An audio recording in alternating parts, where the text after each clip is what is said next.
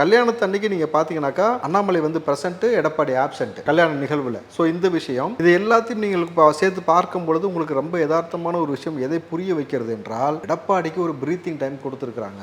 வேலுமணியும் பிஜேபியும் சேர்ந்து ஒரு பிரீத்திங் டைம் கொடுத்துருக்காங்க. அண்ணன் நீங்கள் தலைவராக இருக்கிறீங்களா இல்லை தொண்டராக மாறிக்கிறீங்களா, நல்லா புரிஞ்சுங்க. டைரக்டா கிட்டத்தட்ட அதான் வலியுறுத்துது. ஏன்னா சார் நீங்கள் அதை கூட இன்னொரு விஷயம் பொருத்தி பாருங்க சார். முத நாள் தான் தேனி பெரிய குளத்தில் மிகப்பெரிய பிரம்மாண்டமான கட் அவுட் எல்லாம் வச்சு எவ்வளோ பேச்சு பேசினாரு. ஓபிஎஸ் பற்றி சொன்னாரு, இங்கே என்ன மாதிரி விஷயம் நடந்துச்சுன்னு சொன்னாரு. நான் தான் இந்த தலைமை இங்கே எதுவுமே உடையலன்ற மாதிரி சொன்னாரு. ஆனால் எடப்பாடி இந்த நிகழ்வில் கலந்து கொள்ள என்று தெரிந்த பிறகும் எல்லா அமைச்சர், முன்னாள் அமைச்சர் பெருமக்கள், எம்எல்ஏக்கள் எல்லாமே அங்கே போய் அணிவகுத்து நிற்கிறாங்க. அந்த இடத்தில் அண்ணாமலை வருகிறாப்புல.